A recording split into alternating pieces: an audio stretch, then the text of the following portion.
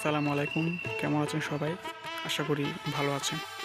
আপনাদের সামনে যেটি দেখতে পাচ্ছেন সেটি হচ্ছে একটি মাজার শরীফ। এই মাজার শরীফে যিনি শুয়ে আছেন তিনি হচ্ছেন মিরাচর দরবার শরীফের শাহ সফি হযরত মাওলানা মুসা মিয়া দরবেশ প্রকাশ দরবেশ বাবা ওনার রওজা শরীফ। এটা হচ্ছে ওনার দরবার।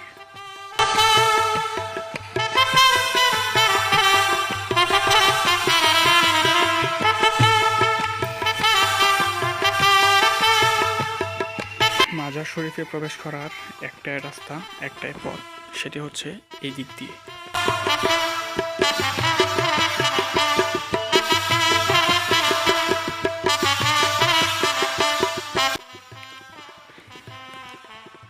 এই সেই রওজা শরীফ যেখানে তিনি শুয়ে আছেন।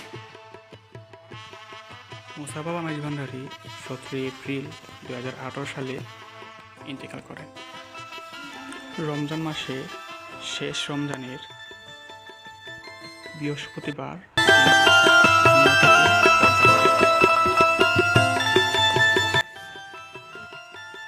মুসা বাবা মাইজ ভান্ডারী দুনিয়া ত্যাগ করার অনেক দিন আগেই তিনি বলেছিলেন তিনি যখন দুনিয়া থেকে চলে যাবেন তখন রমজানের শেষ যে 10 রমজান সেই 10 রমজানের যে কোনো একদিন তিনি ইন্তিকাল করবেন এবং সেই রাতটা হবে বেজোর রাত এবং দিনটা হবে বৃহস্পতিবার কিংবা শুক্রবার, যে কোনো একদিন।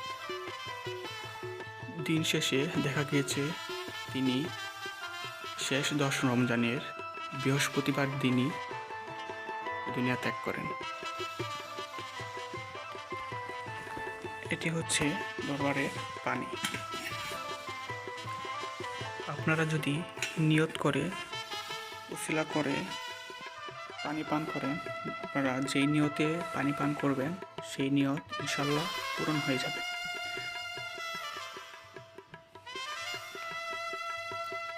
চলুন দেখে আসি উনি যখন বেঁচে ছিলেন তখন উনি কোথায় বসতেন, কোথায় বসে মানুষের সেবা করতেন এবং সাহায্য করতেন, এই সম্পর্কে জায়গাগুলো কিছু দেখে আসি।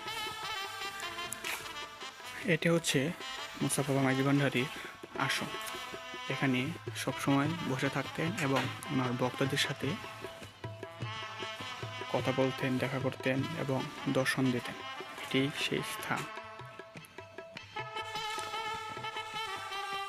মুসা বাবা মাইজ ভান্ডারী যখন বেঁচে ছিলেন তখন এই দরবারেই এখানেই রোজ রবিবার মিলাদ মাহফিল হতো এবং এই জায়গাতে মুসা বাবা মাইজ ভান্ডারী বসতেন এবং বসে ধ্যান এবং জিকির আজগর করতেন। ওনার সামনে এখানে বসে ওনার ভক্তবৃন্দ মিলাদ মাহফিল করত।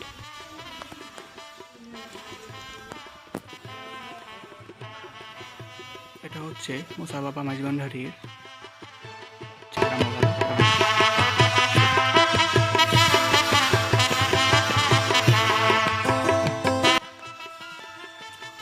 এটি হচ্ছে আরেকটি আসন। এই আসনেও মাঝে মাঝে বসতেন। এই যে দেখতে পাচ্ছেন এটা হচ্ছে হুজরা রুম। দমে দমে জপে যেমন আল্লাহ।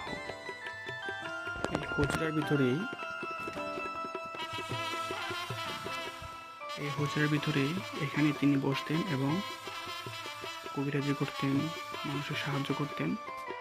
এই যে দরজাটা দেখতে পাচ্ছেন বসে তিনি মানুষের দুঃখের, কষ্টের এবং সমস্যার কথা শুনতেন এবং এখান থেকে তিনি ওষুধ ফায়সালা দিয়ে সুস্থ করে দিতেন।